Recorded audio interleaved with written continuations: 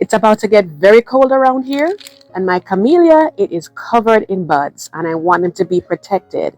So we're going to go ahead and try this out to see how it works and show you some other ways you can keep your plants warm in this cold weather. And if this is your first time here, my name is Marlene. Welcome to my home and garden channel. The first thing that you can do is to go ahead and give them a nice good soak, especially if you're not going to be having snow or rain coming through with those dropping temperatures. We are looking at 12 degrees Fahrenheit overnight. That's really, really cold for my area because I'm in growing zone 8, so that is very, very cold for us. And especially if the containers are small, you will definitely want to make sure that you give them extra care because there's less insulation with smaller containers. When they're a little bit larger, it's a little bit better. So be generous with the water. Go ahead and put as much as you need if you had not watered them before. And this is going to be very, very helpful to them to help to protect them from this weather that's coming in. And these are looking so beautiful. I'd hate to see them, get burned. So then bear in mind, though, that if it's snowing, you would think that that's more harsh for your plants, but it actually isn't. Because what happens is that when the snow falls, it actually covers it, a layer of insulation like you're seeing here on the kale and the pansies right here. And somehow that actually is better for the plant than when it's cold and it just dries out. So that works really, really well to help them as opposed to no snow. And you can see how beautiful this kale is. I planted it last fall. You may remember me doing that if you watched that video of my fall container garden, how to make those. And I certainly want to preserve it, and the pansies as well.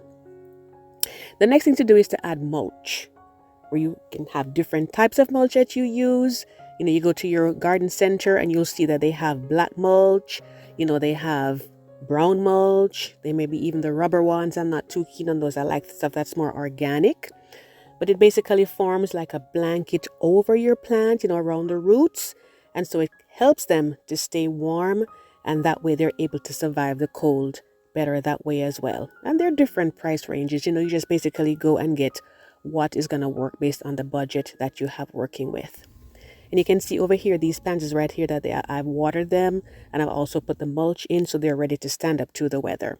The next thing is to bring them closer to your house. So let's say you have a porch that's covered, and it's a good place to put them once you've treated them like I did here.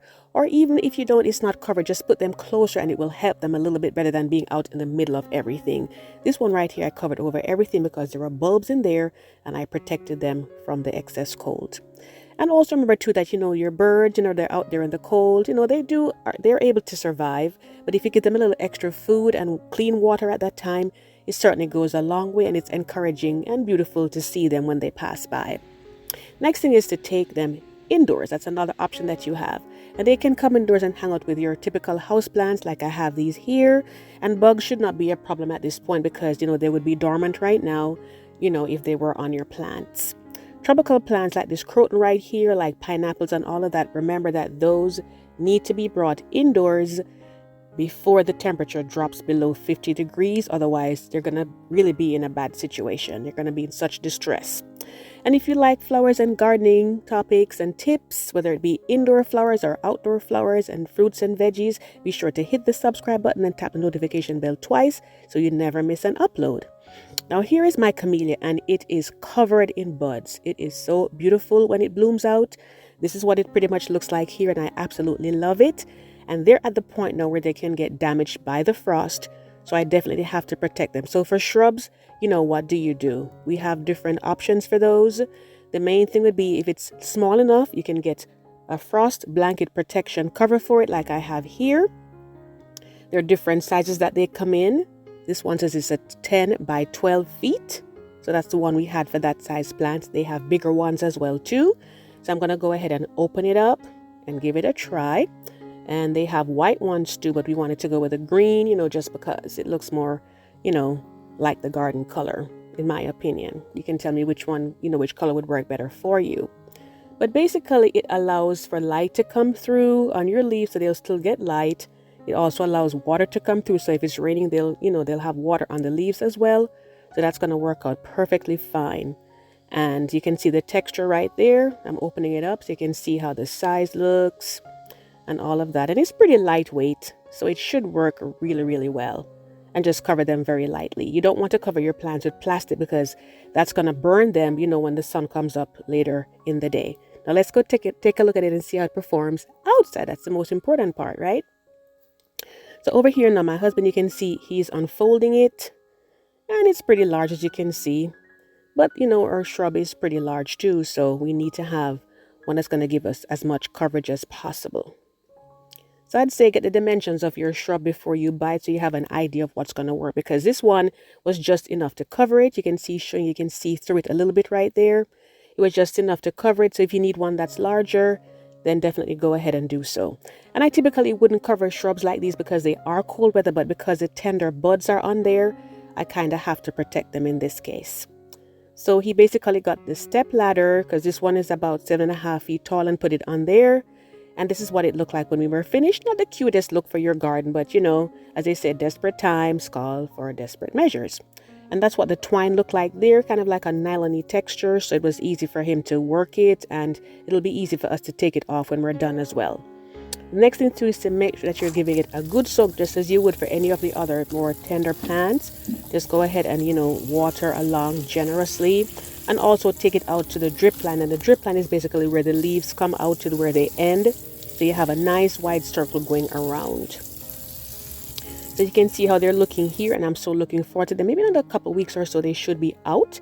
And I will have a camellia video coming out in a few weeks for you when they are in bloom. So we'll see how they did. And then we'll take it from there. But be sure to keep following so you can see how that goes when it comes up. Now this plant right here, this is my saucer magnolia. Some people call it a tulip tree. This one is dormant right now. So if your trees are dormant, you don't need to worry about them at all. This one is so beautiful in the springtime. I absolutely love it. It's one of my first bloomers along with the tulips. I'm not sure if you can make them out in the flower bed back there, but they're one of the first things that come up apart from my daffodils in the springtime, and I absolutely love them. So it's dormant, so it's going to be okay. No buds that's going to be in danger. So to summarize, the first thing is to make sure that, or the first option is to give them a good soak, especially if there's not going to be rain or snow coming through. Either way, still give them a nice covering of water.